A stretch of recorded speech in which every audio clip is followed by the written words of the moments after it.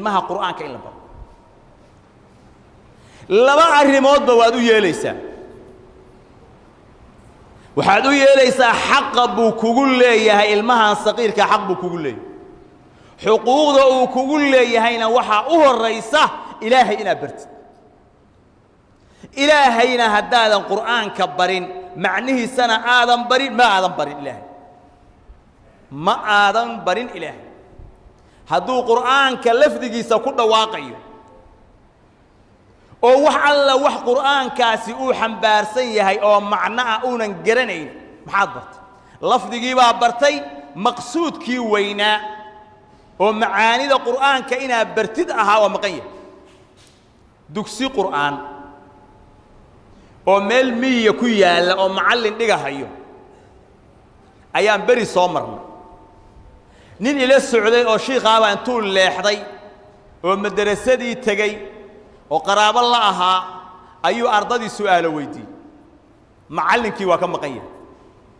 arda 7 sano 8 sano 9 sano meelaha u dhaxeeyo wiil 7 meelaha 8 arday bay ahaayeen geed hoostiis bay quraan ku dhiganayaan quraanka kala barka qaar baa gaaray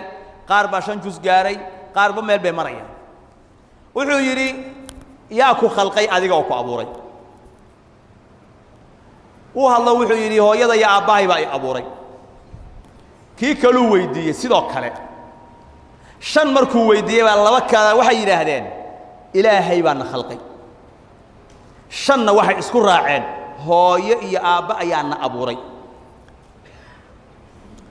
معلن كيسي قرآن كلمة ودي جاي معلن كيبا وأركي الله كل مي wuxuu yiri ilmaha geedka jooga hikaada quraanka ma yaqaan way yaqaanaan xagee gaareen halka bay gaareen ilaahay ma yaqaanaan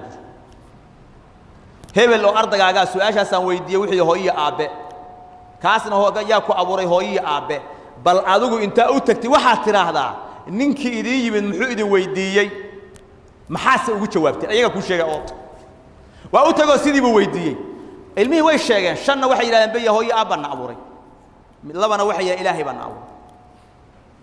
المهان أورنا هي هوي أبا أيان أبوري وحوري أول الربع إلا برا محيها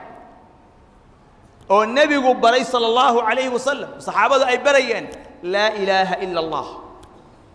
ومعناه ذو يا الله كلي العبودية كون كان الله إسكاله عدل لما ترتو إيمانك عيال برهي تحفيظك قرآنك عيال وحي الله برهي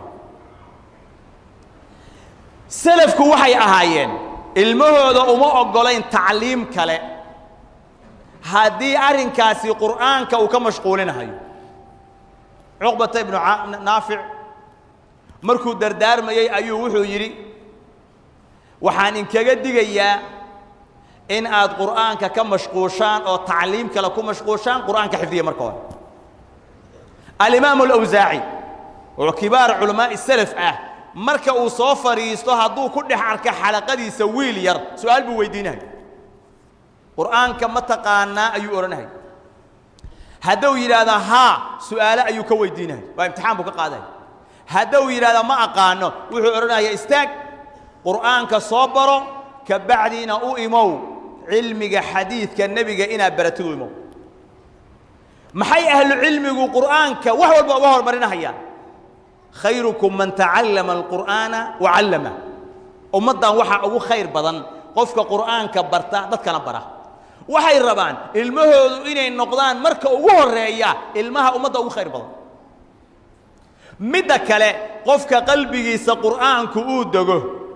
نور أي قلبي صدقه أفق علمك أودن والله واسعنايا